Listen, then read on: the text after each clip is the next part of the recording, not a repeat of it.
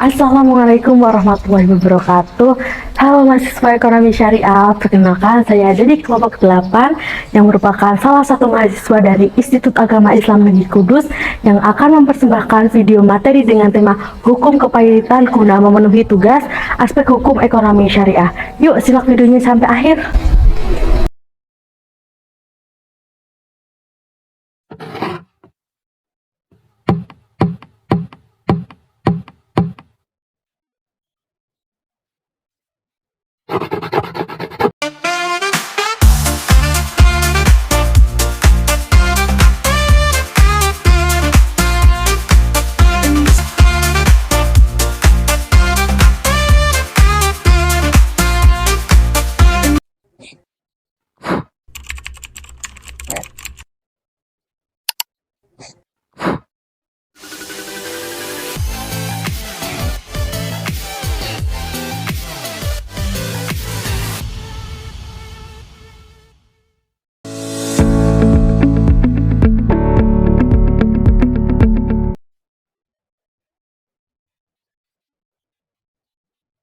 Lagi ngapain sih, dah? Serius amat? Ini loh, lihat berita nih tentang perusahaan media dari keluarga bakery yang terlacang terkena pailit, yuk. Hah? Pailit? Pelit? Bukan pelit ayu, tapi pailit. Hah? Pailit? Apa sih itu pailit?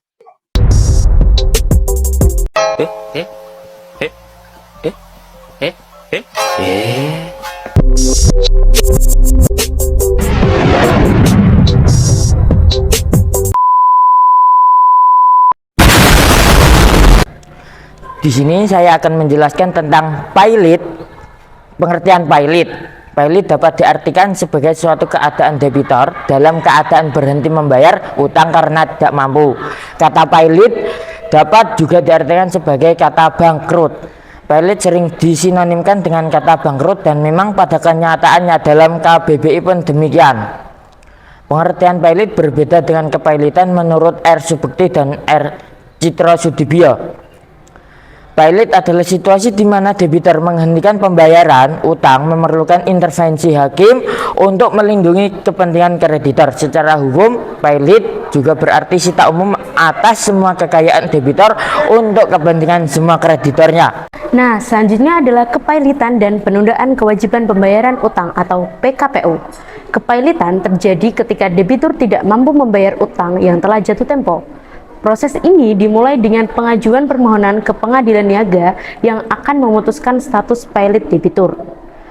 Penundaan kewajiban pembayaran utang adalah proses hukum yang memungkinkan debitur untuk menunda pembayaran utang bertujuan mencapai kesepakatan antara debitur dan kreditur mengenai rencana pembayaran utang. Prosesnya adalah debitur atau kreditur dapat mengajukan PKPU ke pengadilan. Yang kedua, tahap awalnya adalah memberikan waktu bagi debitur untuk merencanakan pembayaran. Pengadilan harus mengabulkan permohonan ini dalam waktu tertentu. Jika disetujui, mereka memberikan waktu hingga 260 hari untuk menyelesaikan utang. Kedua mekanisme ini memiliki alternatif bagi debitur untuk menyelesaikan utangnya secara terstruktur dan terencana. Nah, selanjutnya syarat-syarat permohonan pailit. Untuk mengajukan permohonan pailit di Indonesia, terdapat beberapa syarat yang harus dipenuhi. Yang pertama, debitur memiliki 2 atau lebih kreditor. Yang kedua, tidak membayar lunas setidaknya ada 1 utang yang telah jatuh tempo dan dapat ditagih. Yang ketiga, permohonan dapat diajukan oleh 1 debitur atau lebih krediturnya ke pengadilan niaga.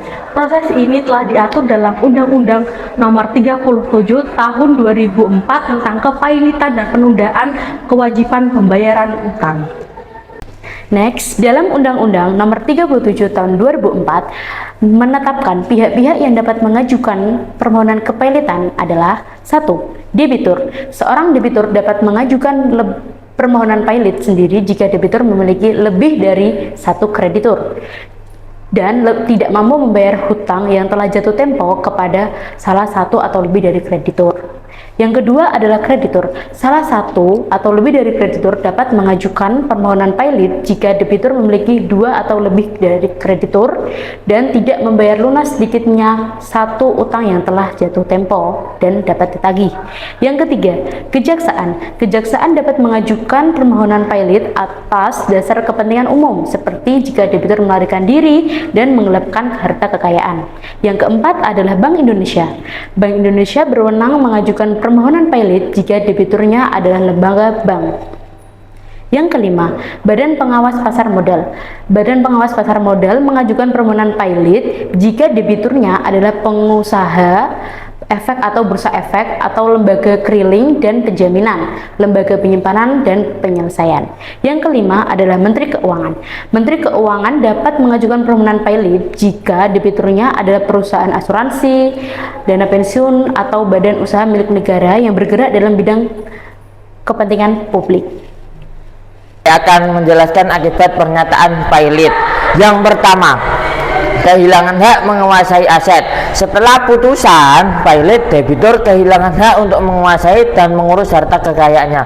Semua aset debitur akan dikelola oleh kurator di bawah pengawasan hakim pengawas. Debitur tidak dapat melakukan transaksi yang melibatkan harta pailit tanpa izin kurator. Yang nomor dua, sita umum atas harta. Semua harta kekayaan debitur menjadi bagian dari harta pailit dan berada dalam sita umum. Ini termasuk semua aset yang diperoleh selama masa kepailitan.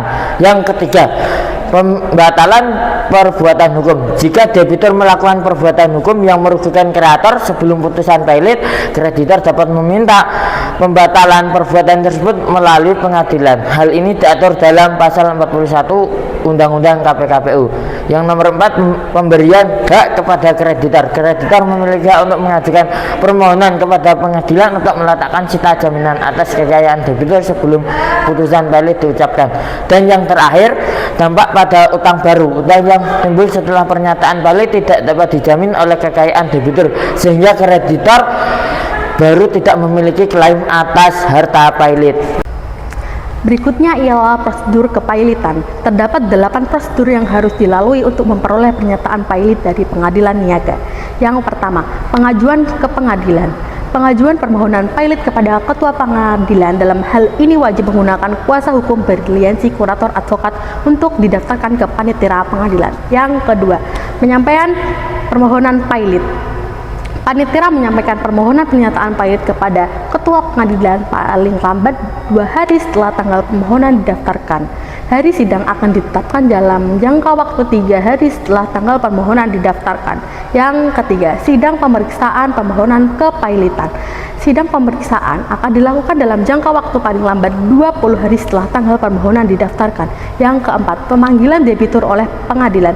Debitur wajib dipanggil ke pengadilan oleh jika permohonan pailit diajukan oleh kreditur, kejaksaan, Bank Indonesia, Badan Pengawas Pasar Modal, dan Menteri Keuangan.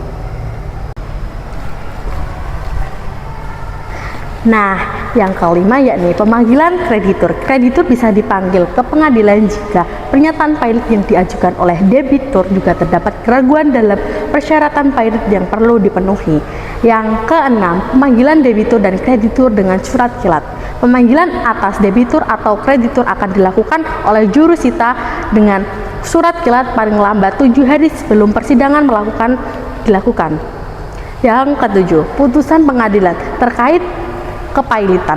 Putusan pengadilan akan permohonan pailit harus dikabulkan jika terdapat fakta terbukti bahwa persyaratan pailit terpenuhi.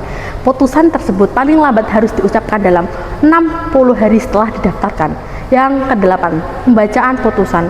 Pertimbangan hukum yang mendasari putusan akan permohonan pernyataan pailit tersebut harus termuat secara lengkap di dalamnya. Putusan tersebut harus memuat pendapat majelis hakim yang harus diucapkan dalam sidang terbuka untuk umum dan dapat dijelaskan terlebih dahulu, sekalipun ada upaya hukum atas putusan tersebut. Selanjutnya ialah kurator dan hakim pengawas. Fungsi utama kurator yaitu melakukan pengurusan atau pemberantasan harta pailit setelah debitur dinyatakan pailit. Tugas kurator sementara yakni mengawasi pengelolaan usaha debitur dan pembayar kepada kreditur serta menghindari tindakan debitur yang merugikan harta. Sesuai Undang-Undang Nomor 37 Tahun 2004 tentang kepailitan dan penundaan kewajiban pembayaran utang, tugas kurator pailit antara lain melakukan pengawasan dan pengelolaan, mengurus administrasi, melakukan pengumuman kepailitan, mengadakan rapat pailit dengan kreditur, melakukan pengamanan aset kekayaan, melakukan penyusunan laporan rutin dan pembukuan keuangan perusahaan, melakukan pengambilan alihan catatan rekening bank debitur pailit, melakukan pengambil alihan catatan simpanan debitan di bank yang tercantum, dan yang terakhir melakukan pemeriksaan aset yang dimiliki oleh debitur. Nah, tugas hakim pengawas kepailitan sendiri yakni mengawasi pengurusan dan pemberantasan harta pailit yang dilakukan oleh kurator. Peran dalam proses kepailitan yakni memberikan pendapat sebelum pengadilan mengeluarkan putusan. Yang kedua, mendengarkan keterangan saksi atau memerintahkan penyelidikan oleh para ahli untuk memperoleh kejelasan tentang segala hal yang mengenai kepailitan. Yang ketiga, bertindak sebagai ketua dalam rapat kreditur. Yang keempat, menetapkan batas akhir kewajiban pembayaran pajak dan menentukan jadwal. Yang terakhir yakni memiliki kewenangan untuk memanggil dan meminta penjelasan oleh kurator. Nah, selanjutnya dalam pandangan Islam, hutang dikenal sebagai al-qard, memiliki aturan dan etika yang jelas. Beberapa poin penting mengenai hutang dalam konteks Islam. Yang pertama, hutang diperbolehkan jika dalam kondisi terpaksa. Yang kedua, niat untuk melunasinya. Setiap individu yang berhutang harus memiliki niat untuk melunasinya.